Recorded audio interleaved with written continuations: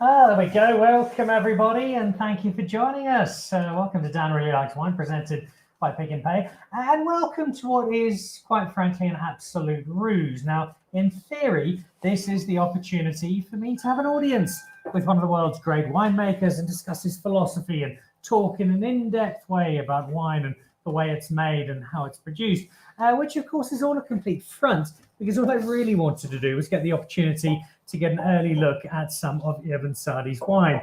And that is exactly what I'm going to be doing, but doing so in the company of somebody I love talking to on this show. We've had Eben on a few times, but never in person, which makes today particularly special. You're joining us at Great Domains, Derek Kilpin's tax-avoiding business that brings wine from around the world into South Africa, principally from Burgundy, but does have a small and very carefully curated selection of South African wines from people like Duncan Savage and Chris Alheit and Donovan Rowell, and top of that list, Mr. Eben Sadie. So in just a moment, we'll be welcoming in Eben, trying some of his new releases, talking about his wine philosophy, and I've got no doubt at some point discussing surfing and how the waves are looking at the moment on the West Coast. All that's to come in just a moment. Before we kick off, though, live from Great Domains with Eben Sadie, here's a quick look at this week's wine news.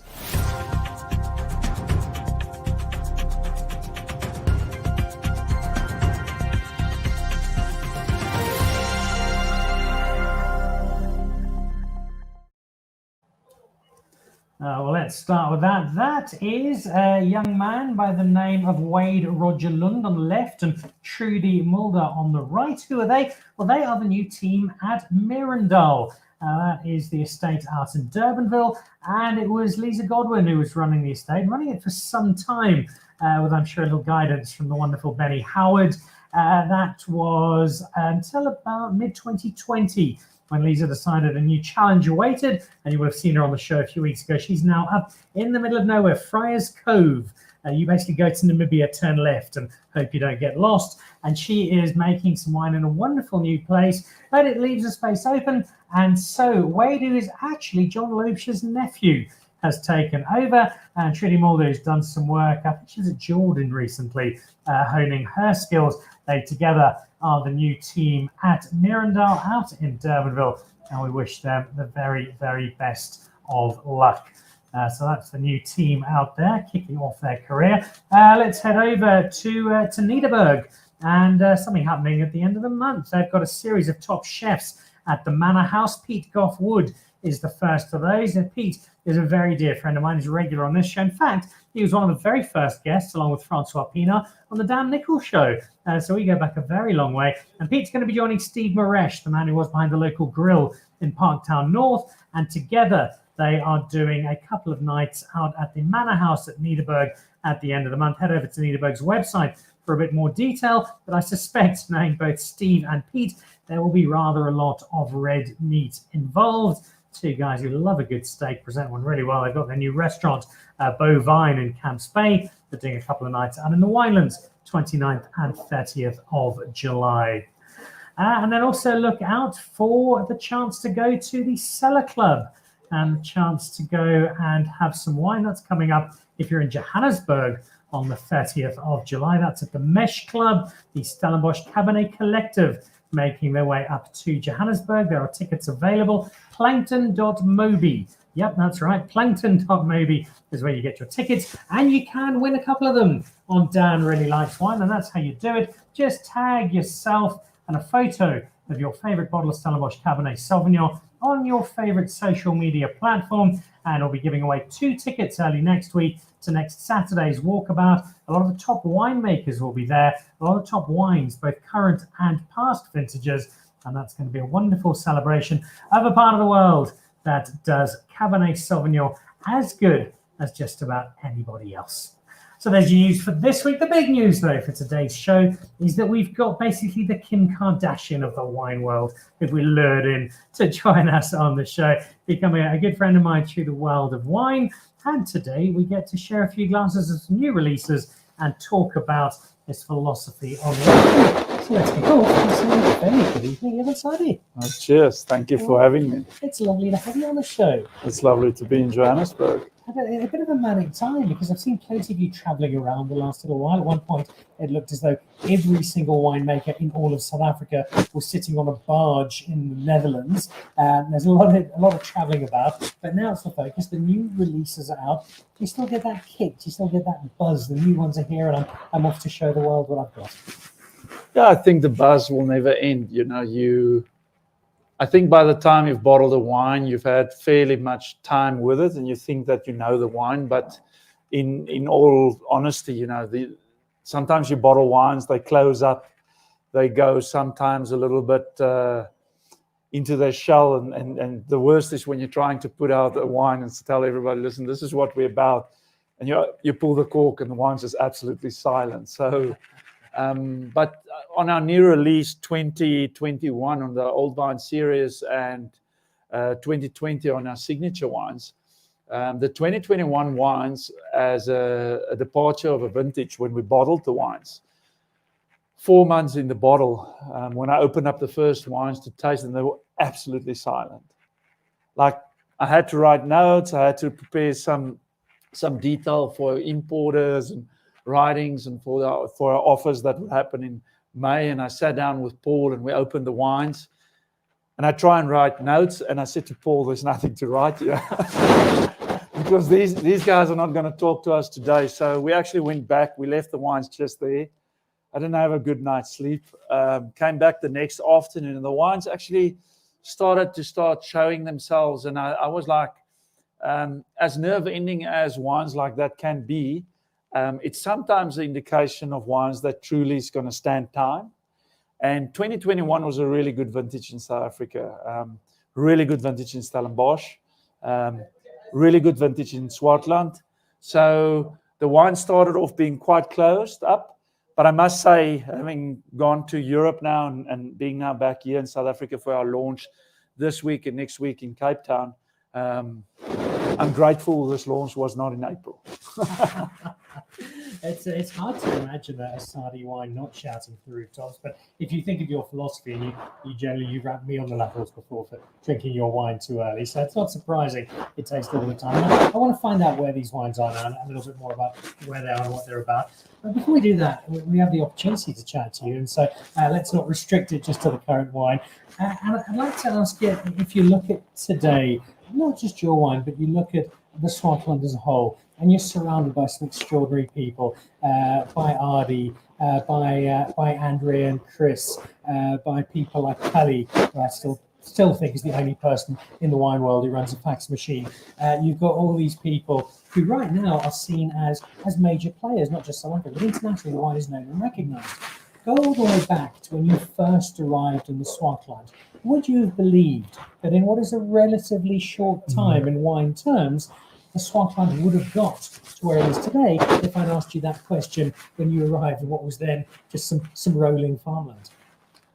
It's a good question because, when I arrived at the Swartland with the Spice Route project of Charles Beck and Giles Webb and John Platter and Jabulani, the Swartland was known for Swartland Co-op's Boeketraube.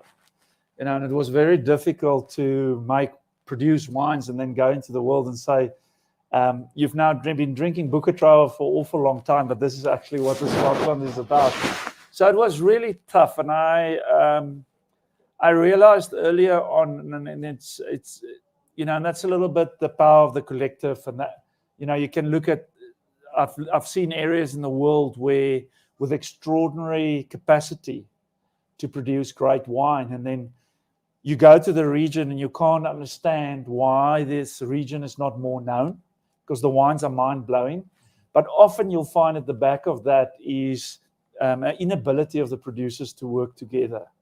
And, if there was only one star in the sky, nobody would even have known there's stars in the sky. One star cannot make up a constellation. That's not saying that Spice Route was a star at that stage, or even the wines that we initiated with the productions in the early 2000s with the Sadie family wines. I just think, when you don't work in a bigger producer collective, you're really going to make it very difficult for yourself. And I think, to answer your question, 10 years in, I thought it was never going to happen. And it's like a switch on the wall. From one day to the next, it's on. What flipped that? What was the key to unlocking the Swartland? I think in 2008, the Molyneux's, 2007, Arie Barnos setting up full-time, moving there, moving into a house, the Molyneux's moving, not loose dating the area anymore. All of a sudden, the children were in the school there. We all shopped at the local, the local store. We're all in the same municipality. We all, I think something happens when everybody's in everybody's space all the time. And fortunately, then when Porcelainberg started, just after that, I think all of that, it was formidable characters that all moved to the Swartland. I was already there, peddling it with a Boekentraube, but certainly that dynamic helped. And I think then we knew we had something very special, but it's very difficult to say that you're special, because then you're not special anymore. So we had to kind of, in a way, invite people. And I think, but we all love wine. It's the one thing that we all love other people's wine as much as our own. I drink more other people's wine than my own wine, because the work of other producers vastly inspire me. Arie Barnos is the same. The Molyneux are the same. Kalilo is the same. We all love spending time together, drinking other. So we wanted to share that, and through that came the Swartland Revolution, where we, on a very big platform, said, we'll show our wines, but it's not about us. We'll show it in context of other global players, and it's not us versus them, because that's often, I think, it's not a test match. It's celebrating sometimes even the differences, and the Swartland Revolution really ignited a new momentum. But obviously, the 4 producers really took the high line, and there was a capacity for 4 producers to kind of hijack a region, which is also not in the interest of a region. So that's why we kind of brought the revolution to closure. It saw the startup of the Swartland Independence Producers Organization, which is now a much bigger, inclusive, 28 producers, not just 4 guys driving it, but 28 guys. And I think the success is the fact that we're all cool with each other. It doesn't mean so every day a bunch of hippies, la-di-da under a tree. I mean, there are issues at times, but we're all extremely accommodating to each other. And I think that camaraderie built the category of Swartland. I'll come back to the revolution in a moment, because I think it's well past, and I'd like to know where you are now. But before we do that, you mentioned Charles Back, and I was having a conversation with a mate of mine over lunch a week or 2 back, where it was almost a bit like after Mandela got out of prison, with every passing year, there were more and more prison guards who were his best friend, and they always looked after him and always made sure he was okay. As the years go by, you get more and more people who just had a key role in Eben Sadie. I recognized when he was very young, he was a great and gifted winemaker. Who, from your perspective, were the guys who both gave you that nudge in the right direction, allowed you to tap into this talent that you clearly have, and then gave you the inspiration to say, I can do this? I think, it was obviously first was Tim James and the Platter Guide, and they supported it from the outset and supported me big time from the outset. And I think also Spicery at the time. So, and it is our longest running guide or publication. So I think various people have various opinions, but I think it's incredible to have that history. There's nothing else like it in the world. Nothing like it in the world. And it's all inclusive. It's not an elitist thing or whatever. It's really as it is. So I like it for that. So they were very supportive. I think, I must say there was a small group of South African wine consumers that supported me. It wasn't very big. And then the media in the United Kingdom, very supportive, and it helps. It helps. So it wasn't easy days. Took a lot of headwind.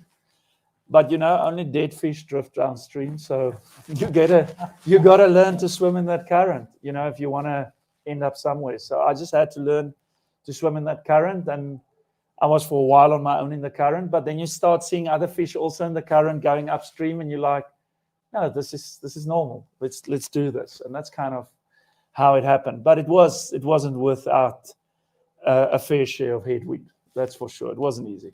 You became a school of fish, to continue the metaphor, that created this revolution. And initially, it's the Swartland. Have you heard about it? Apparently, the wine's really cool. It's a bit different. They've got some odd grapes. None of them wear shoes, and it had this kind of cool hippie vibe place. But you've gone past that now, and I think although the revolution is a cool sounding name, you're very much an established space, and you're very much a trendsetter in a lot of important areas. We'll talk about the environmental side of wine a little bit later. Where do you now see Swartland in that post-revolution space, and what is that role of Swartland in the South African wine space? So it's, I think the beauty is that, you had the principal independence that kind of started up, and now you have a lot of the guys that used to be either assistants, be it Jasper, the young Johan Meyer, or Paul making wine at our winery, or Anneke, all of them kind of also then latched on, started making their own wines, and Craig Hawkins that used to be at Lammershoek, going off. And the beauty is kind of in projects like El Bandito, where Hawkins went to a completely independent space in the Swartland. He didn't remain in the Paardeberg. He went quite far north into his own satellite and completely kind of reinventing himself, doing something that's completely original. Johan Meyer, that's now gone up to the top of the Piketberg mountain, a whole new dynamic. This dynamic there's never been grapes on top of that, and you start to see everybody like kind of branching out into further spaces, because originally the concentration was around the Paardeberg and Riebeek Kasteel. But if you know the map of the Swartland, that's really only the southern quarter tip.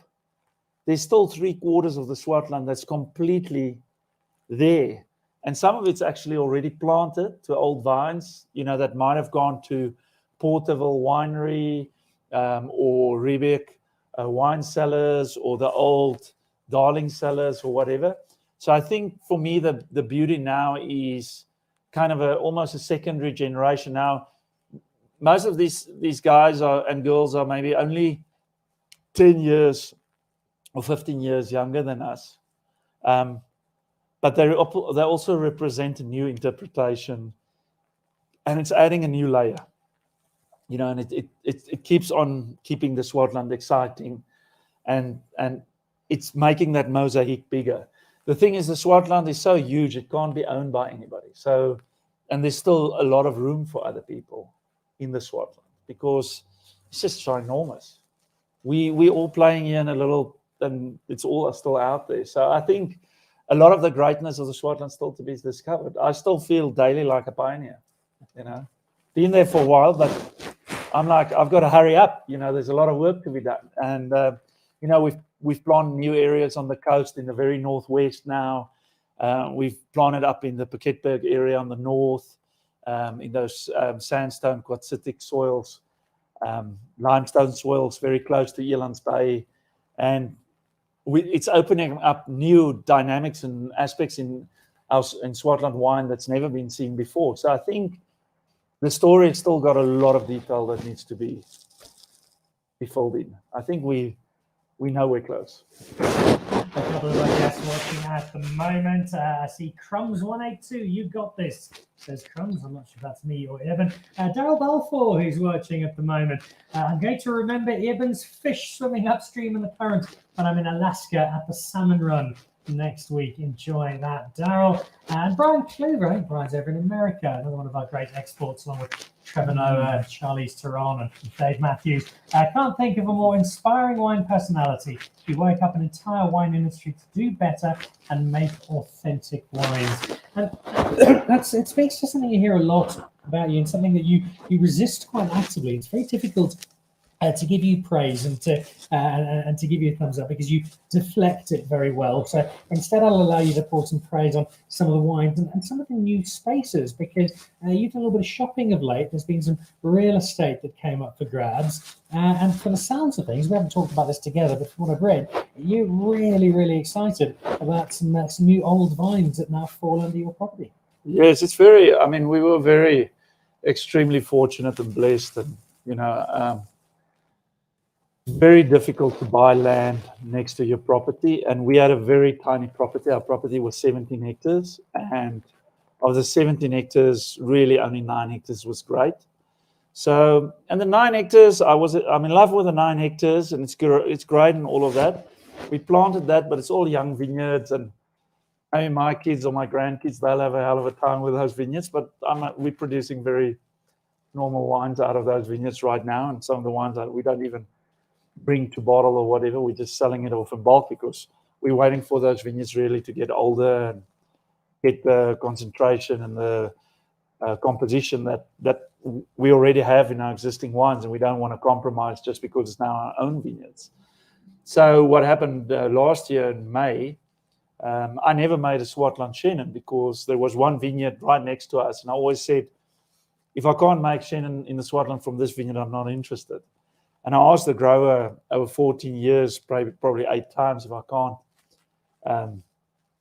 I've asked to purchase the vineyard, and I've also asked to use the fruit, but the fruit also went into where the grapes went previously, into one of their top wines. So, it didn't make sense for them to give the fruit off because they actually needed it for their own portfolio. So I kind of almost was ready to give up on it. And then last year we got the opportunity to buy not only that little vineyard, but we also bought a section of the next farm. And so not only could we buy right next door, we also bought really old vineyards next door.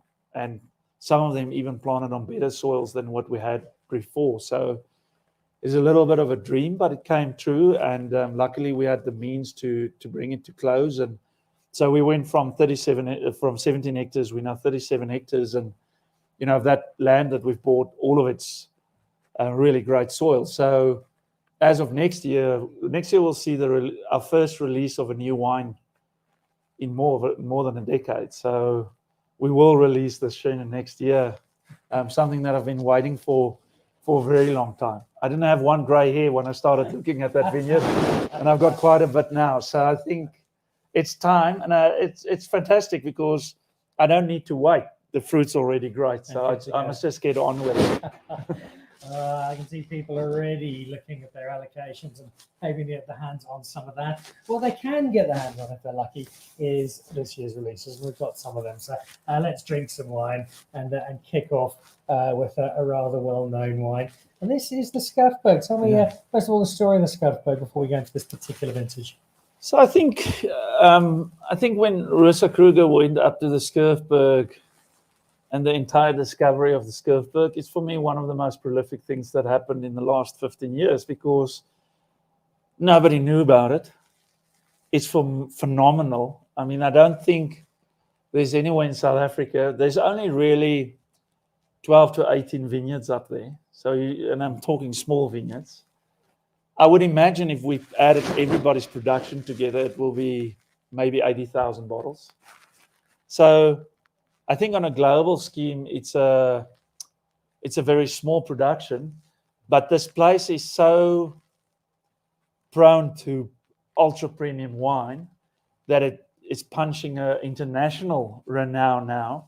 And if you think about it, and I said it earlier today, and one doesn't often think about it, I don't really know of anywhere else in the world where there's only maybe 80,000 bottles coming out of a region, and by word of mouth, it's got such a high revere internationally, because you can't really build that information, cred, all of that out of 60 or 80,000 bottles. But yet that happened in the Skurfberg. And I think it's a complete reflection on the high level of quality that's to be found in this area.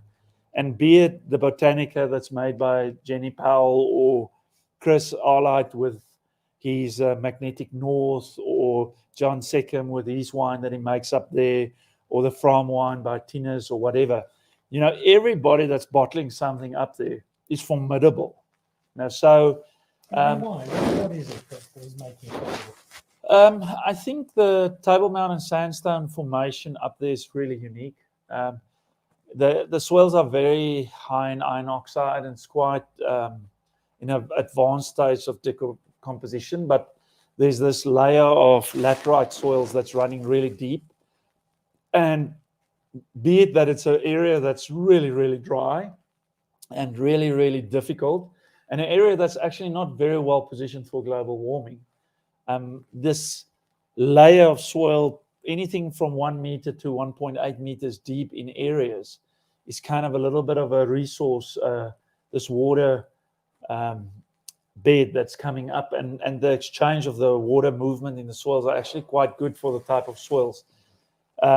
It's an area that was very hard hit in the last, ever since 17. I mean, the drought's still pretty much prevailing there. So for us, our yields have been very much down. And we had a better year this year in 2022. Thank heavens, because the productions are suicidal low.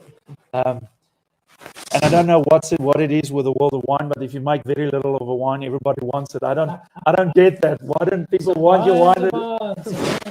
But it's hocus pocus stuff, because it's smoke and mirror stories, because it's not that the other wine's any lesser. But so the area is formidable. I think the vineyards that did survive there, everybody kept them because of emotional grounds. There was no economical grounds to keep these. It's always a respect for grandfather, or the owner was like, I can't really do really much better with sheep on that ground, because it's either the vineyard or sheep or rooibos tea.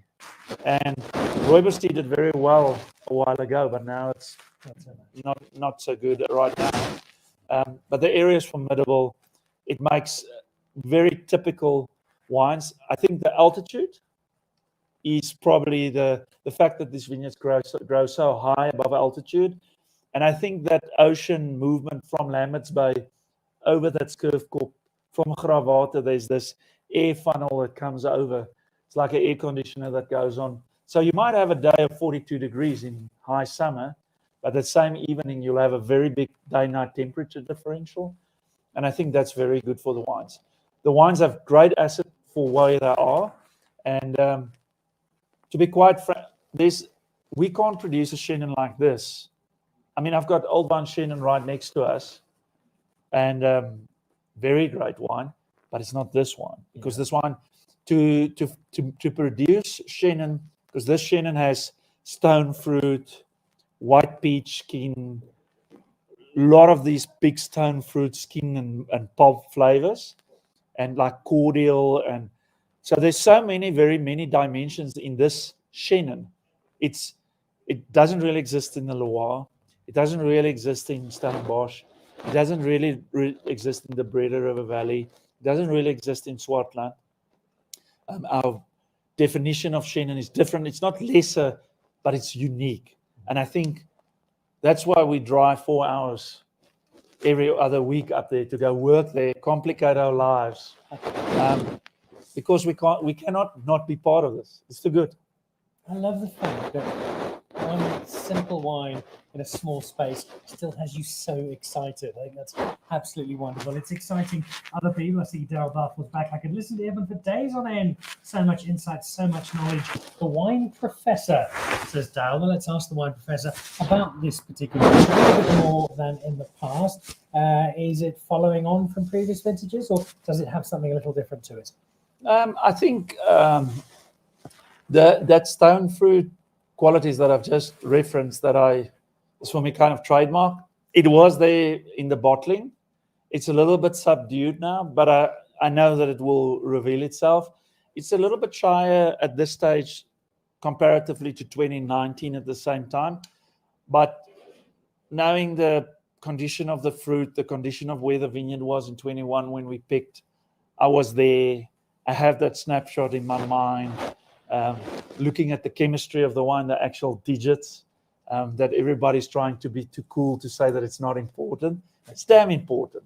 When you look at all those things, I'm very confident about this wine. And, it's one of the areas where you can produce Chenin in South Africa that can comfortably age into 20 years. And I'm not talking about 20 years being on a kidney machine and a drip and hanging in there by the skin of the teeth. I think in 20 years' time, you'll be able to open this and it will be magnificent. There'll still be youth lines in it. There'll be more dynamics in it. There'll be more complexity in it and whatever. We opened a bottle of the 1994 Grand Beck that Peter Ferreira produced for Madiba earlier this week on the show on Monday, and you would have thought it was the current vintage. And when you get a wine that is so old and yet still so alive, it really is one of the delights of wine, which leads us, talking of stuff that's rather old, to our second wine. Now, when I first arrived in Stanford University, the Kirstens were Peter Kirsten and Gary Kirsten, and I wanted Peter Kirsten's cover drive and Gary Kirsten's ability to bat for 11 hours without looking flustered. Now I've got a little bit older, it's Maestro Kirsten who's my preferred. And this is not just an extraordinary wine, but this is a vineyard that even in the old vine space really does stand out. Yes, it's the oldest Chenin Blanc vineyard in South Africa. So I think from a national perspective, it's a very important vineyard. And one can never say because it's the oldest, it's necessarily the best. That it doesn't work like that. Wine's not numerics. But I think to have a vineyard of this age, very significant. And for us, it's been a privilege. So it's the of all the old vine wines, it's the wine I've made for the longest time. So this was the start of the old vine series. This is your baby. This is my baby, and it started in 2006. In 2006, 7, 8, and 9 was a little bit my hipster years. I was also a hipster once. I've now become the establishment, they say. But okay. So I fermented it a little bit on the skin aging and that. And I think in some ways I detracted the wine from the true terroir. It was a winemaking drive. And then by 2010, I luckily, and this is the thing, when people write about your wine and you don't like what they're writing about, maybe it's time to start reading it. Don't make off the writer or the messenger. So I had a couple of write-ups where I thought this was a bit brash and this and that.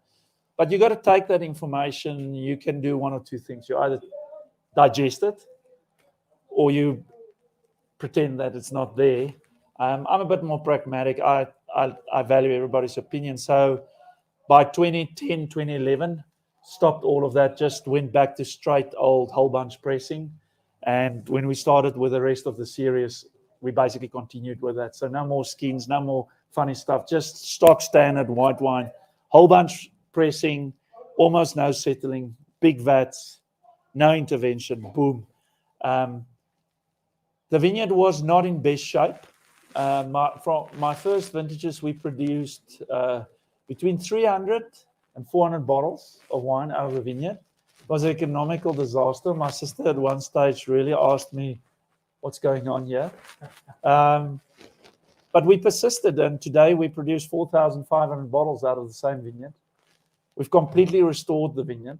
I think it's one of the greatest appearances of an old vineyard in South Africa. It's in pristine, immaculate condition today.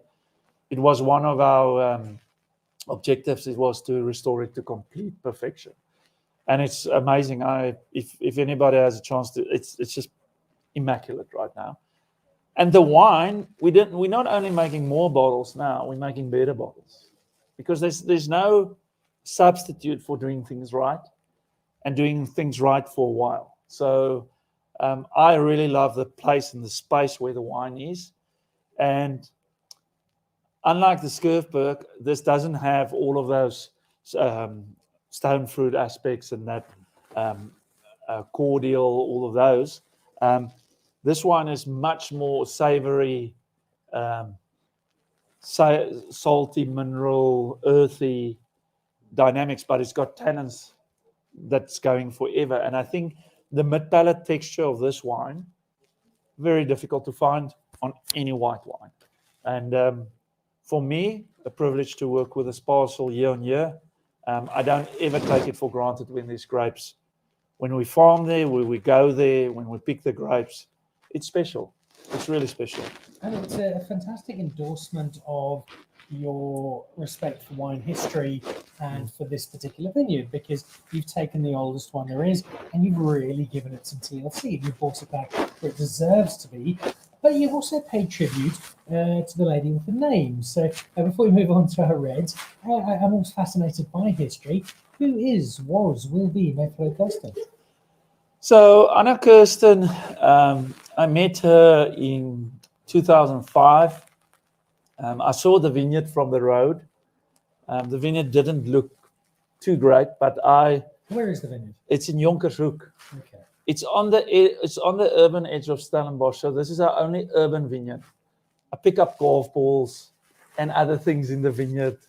The odd tin of Is red. this the one just behind Stellenbosch Golf Club? No. It's in Jonkershoek, going direction Jonkershoek Mountain, next to Roosendaal. Right, gotcha. So, I saw the vineyard, and I just literally climbed over the fence with Carlos Suter and went and asked her what's the story with the vineyard, and we managed to convince her that we could take over the vineyard, and I had no idea how I'm going to pay for it or how I'm from Swartland, how am I going to get everybody there, and how are we going to farm it, and how are we going to, because it's not convenient. But I was already in love with the vineyard. By the time I crossed the fence, it was done. And she was an incredible lady. She passed away in 2014, 10 April 2014. And to explain to you how great she was, I went to a funeral. It's not often that you bury a 90-year-old and the church is full of people, and not only full of old people. So I think, she was the kind of person that touched a lot of people. She told me a lot about the vineyard, the old days in Stellenbosch. A daughter and a son of formidable people. They're highly cultured people. And it's a privilege to know this family. And it's a privilege to make this wine. I'm the lucky one. Well, Alexander, I think we're the lucky ones. We get to drink this wine, and I love the contrast between the two. If you can get hold of both of them, drinking them together and having them in partnership is an absolute delight. They're not the only delights we have on the show this evening, because you do have some other wine with you. So as I happily get rid of the last of my Chenin here, what are we on today? Some of the clay spur. I'll bring the unusual suspect. This is a little bit. So the good thing about producing a Tinta Barocca is when you tell somebody it's the best Tinta Barocca in the world, they can't say it's not. I had one in the Ukraine 6 years ago. But the reality is, if you look at the Swartland, this is a very Swartlandish detail in that a lot of Tinta Barocca was planted in the Swartland between 50 and 78. And a lot of these vineyards miraculously survived. And of our old vine reds in Swartland, it's probably the variety that there's the most of. And we started working with a variety because I like Italian wines. And Italian wines sometimes are a little bit more difficult because they're not smooth. They're not always the roundest. They wrestle a bit with you. And they're Italian. They give you a little bit of lip. And that's so, and Tinta Barocca is that great. It when you look at Cinsault or you look at Grenache, really the huggy type, and like everybody gets a pat and a hug. Tinta Barocca is just a firm handshake when it meets you the first time. Like, okay. But the grape, if you actually, and we've worked now with, I think, close to 12 parcels across the Swartland, and the grape really transports the dynamics and the terroir concept of the Swartland. But we, in the end, kind of stood with two vineyards, the two obviously best ones we thought. This one had the softer of this one was the softer of the two, and we decided to bottle this as a single vineyard. And actually, the other one this one's planted in sandstone, quartzitic sandstone, and alluvial granite formation. So it's not a soil that was born there. It was actually carried by water mass there. So it's on the valley floor on the way to Darling. The other Tinta Barocca vineyard we've got is on 100% slate in Ribby Castile, and it's much more stealth and hard but iron fist. So that we put actually in the Columella. There's about 5 casks that go into the Columella, which makes up about 10% of the wine. But it fits to that wine and the demeanor of that wine that needs to become a wine with longevity. And for us, the first vintages, I think over extracted and we work the grape. You need to work so careful with this grape, but if you can find the grape, it's highly rewarding. And for us, it's probably my favorite drinking wine. Really? Across all our wines, yeah. Probably the wine I drink the most. Yeah. I wouldn't have guessed that. I'm delighted to hear it. It might be because we've got the most bottles of it. Fair enough. But I think it was, if I go back to my slightly hazy student days, the first Swartland bottle of wine I remember drinking, being a little less educated in wine in those days, I think it was Alice Verloren Tinta Barocca. And they've been producing that forever. And if you look at, and it's still a huge success up in some of the monopolies, but this bright perfume, almost like blue, like prunes that's quite ripe, blueberries, violets. These are actually, for me, very high quality notes of any grape, be it Nebbiolo in Piedmont or be it Syrah in the Northern Rhone or whatever. For me, it's very high notes of any grape variety, and Tinta Barocca has a lot of these aspects in it. And the other beauty of the wine is we've studied quite a bit the tannin formulation, all of that. It's got a almost bulletproof tannin, so there's every suggestion that these wines will get very old. And even when you taste the old Alice Verloren Tinta Baroccas, they age just so gracefully. And in the 70s, I used to, Adi and myself, his father-in-law, Jan Boeland, also had a lot of these bottles. When we arrived in the Swartland, we drank these old 70s. First ones bottled late in 69, 72, 73, 74. And we had those bottlings, and I've had one as recent as a month ago. I mean, those wines are 48-year old bottles of wine. They're almost at a half century, and it's not like they're hanging in there. They're sitting up straight. They're firm.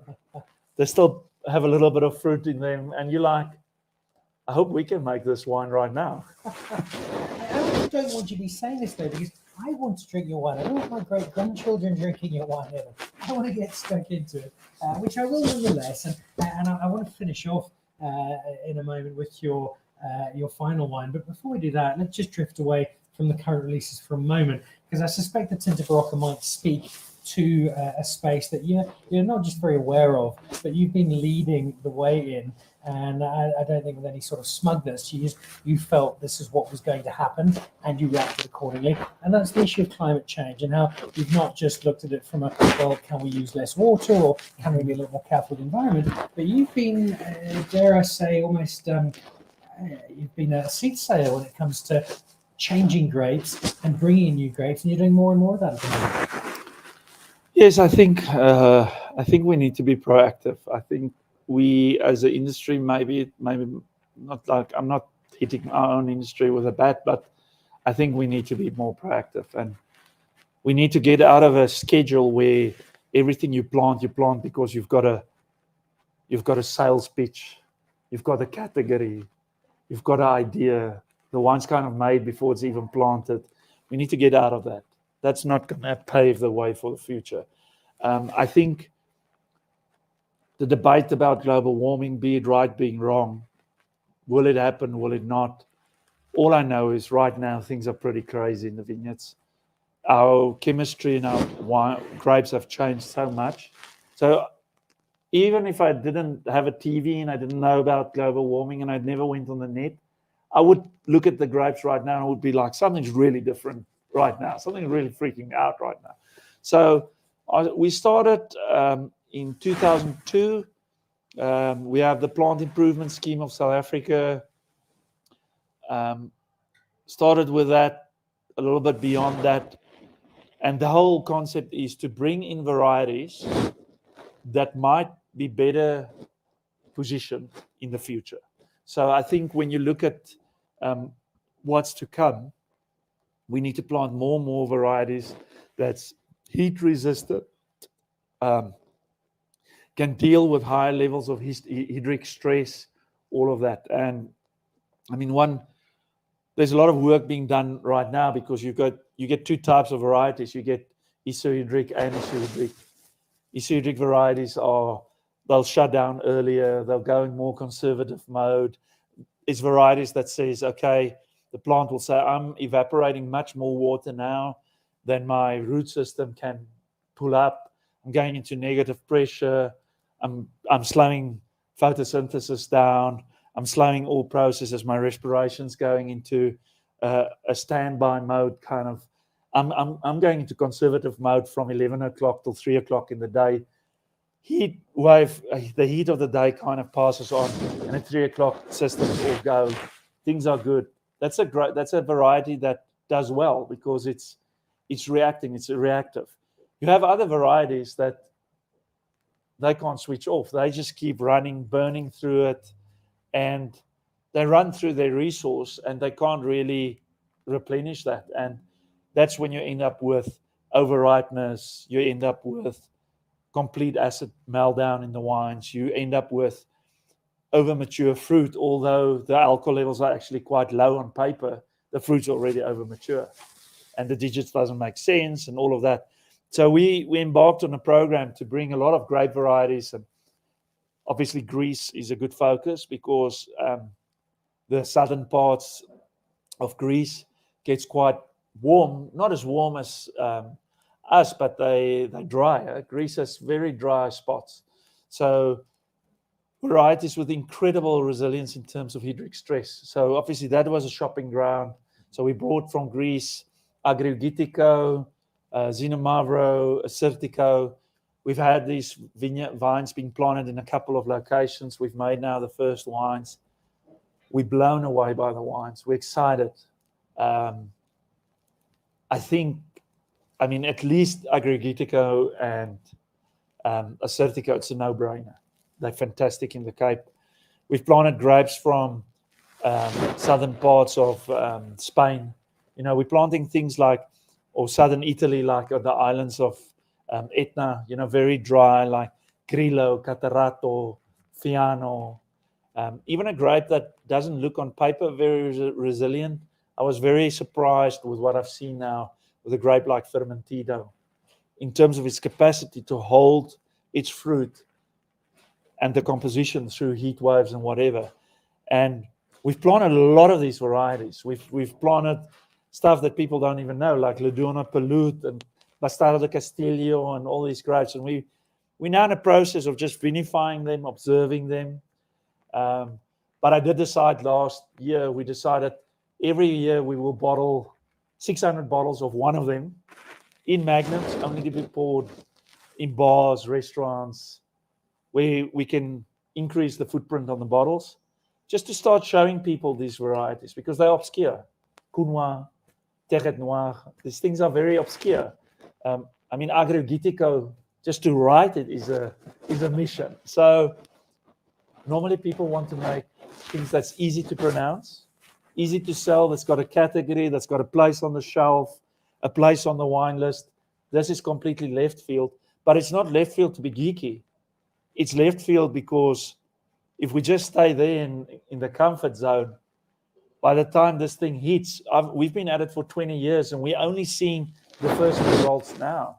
Which sort of preempts my next question, which would be, I can think of a few people who this would be quite a cool novelty factor project, and we'll bottle a bit of it, and it's a bit of fun, but we'll still focus on everything else. Do you feel that the next generation of Sadies and Nichols, these are going to be the mainstream wines, that there's a potential that some of these are going to take the place of some of the wines that today we would see as the big guys? No, absolutely. I think for us, it's not to bottle geeky things for the intellectuals to be like, I'm a wine nerd, but I mean, it's not a wine nerdy approach. You know, we don't want to have like grapes that nobody have and have a unique selling point and all that kind of wrap. That's not the dynamic. The dynamic here is finding grapes that hold acidity, that retains freshness, that doesn't over-ripen, and that makes delicious wine. Simple. It's that simple. And I couldn't care if that grape's got a name that long with X, Y's, and Z's in it. I'm going to plant it because I can put it into the Columella. This wine, there's no grape on that wine. It's just good old red wine from the Cape. So it's nobody underplays their wine quite like you. So it's about understanding, and I think it's a responsible. It's just a realistic response. Yeah. And I wish I could have done it in my even earlier years. I wish we could have been 30 years in. We're 20 years in. We have results, but we'll have very good result in 10 years' time. I'll be 60 at that time, but rather than never. And I think it will not be more on time, because I think the stuff's starting to get very real in the vineyards. We only get another look at the headlines right around the world at the moment as the weather changes. We've got a huge number of people watching at the moment. Anne Vessels, hello from the Restless Ones, and Emelanada. Congratulations on the new releases, Evan. Looking forward to tasting them. Of course, Craig's much younger and significantly cooler wife. Wim Brach, my friend Kirsten, is a real Benjamin Button style one. It's a lovely way of putting that. It is. It's a great way. True story. Lisa Harlow, I could listen to Eben all day, couldn't we all? Nonteba Lushava, definitely agree that Eben is just a gem to listen to. I keep going back to the stories myself. I think Eben is a phenomenal storyteller and surfer. I'm not sure if we'll squeeze that in, but he certainly is. Grant Saul's great show today, Dan. Very interesting. Daryl Balfour, Eben Sadie needs to be claimed a national treasure. Such an asset to industry. There we go. You're a national key point, Eben Sadie. It's just because they don't know me.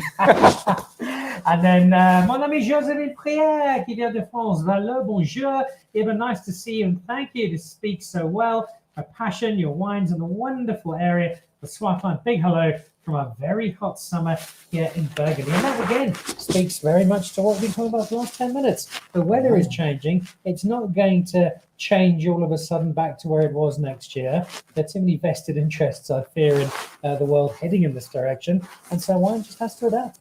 No, very much so. I mean, I look at my friends in Loire. I look at my friends in the Mosel. Just to produce a Riesling Cabinet right now, which is a beautiful...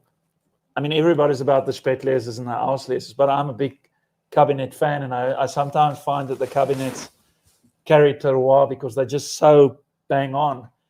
Very difficult to make Riesling Cabinet, when it's that warm and whatever. So, because you need kind of a bit of a prolonged ripening. So, I mean, I always thought that us in the Swartland will be way worse, but we're all in the same boat. I mean, my friends like Jacqueline says in Burgundy, everywhere, we're all in the same mess. Burgundy's changing their techniques and their viticulture and their practices dramatically. We're on the same agenda. We're starting to mulch much more. And I mean, everybody talks about regenerative agriculture. Half of the people don't know what it is, but okay, we're talking about it because it's a hashtag. But, I think we're all in this together, and it seems that maybe globally there's not the political will from the big powers, but I've always found the wine world globally very, very inclusive. When I went to Burgundy as a 22-year-old, the people had time for me. They still have time for me. I went to Bordeaux, the people had time for me. They still have time for me. Even though you know one, the wine people, we all talk to each other. It's a completely different fraternity as opposed to so many other professions in the world.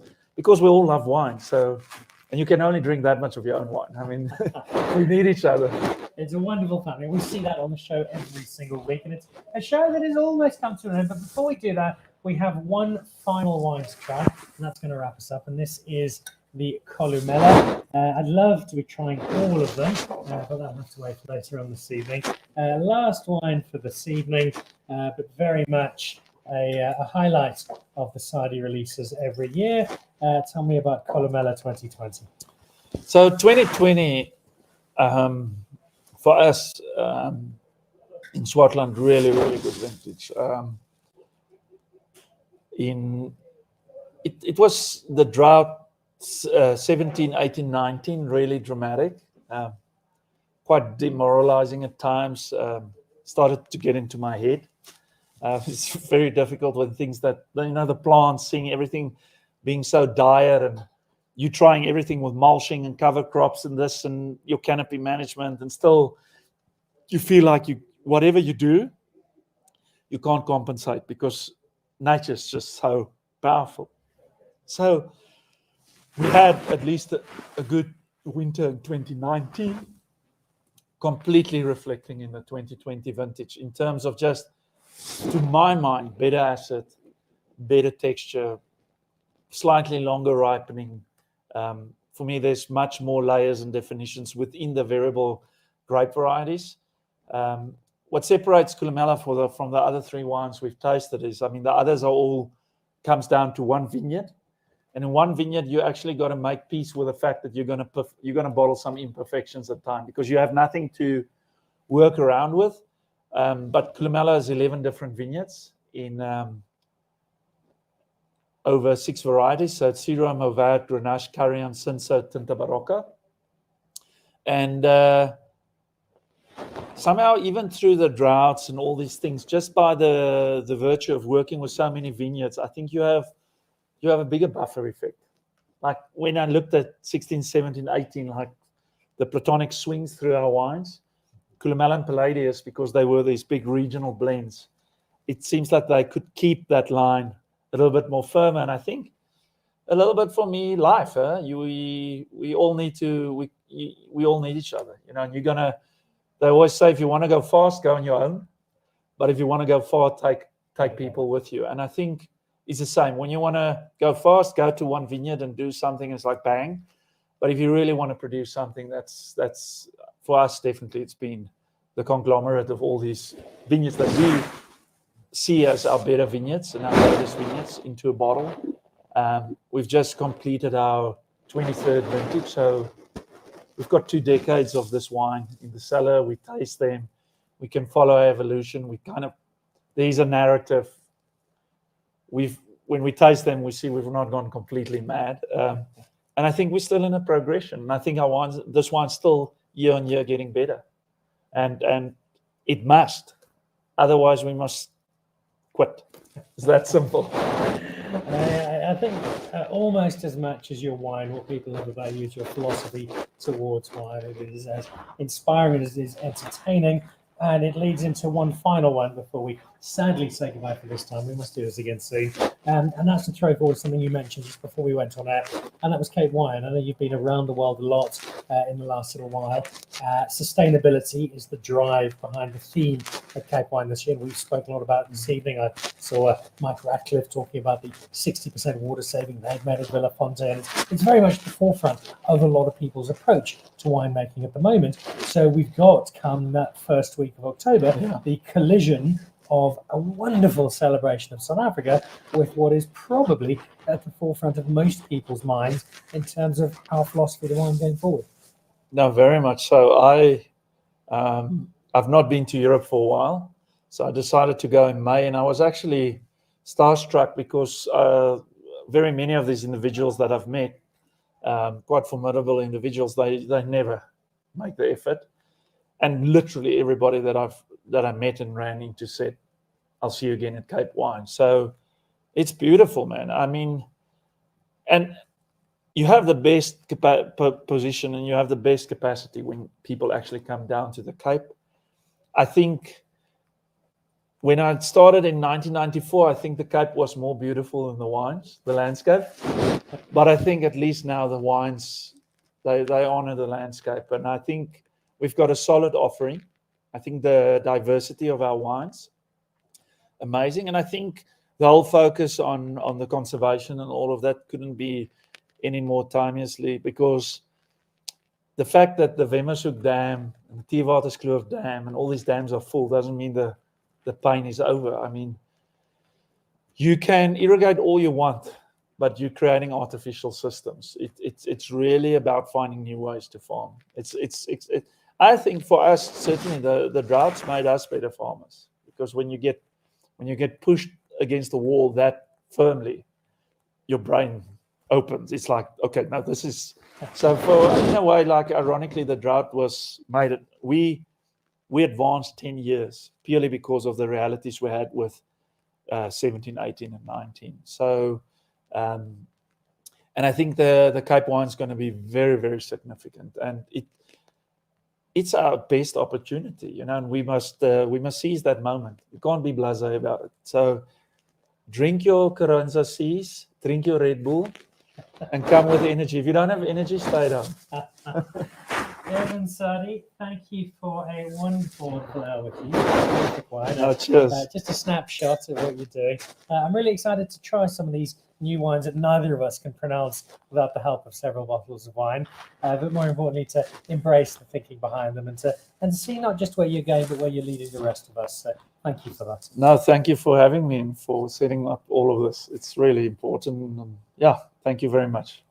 There are a few figures in South African wine who have created quite such excitement or interest as Eben Sadie, and it's been an absolute pleasure being with them this evening. I'm going to spend the rest of the evening doing as much research as I possibly can into the wines of the Sadie family. We'll put Derek Kilpin's mobile number up on the side if you want to get a hold of him and try and score yourself a few cases.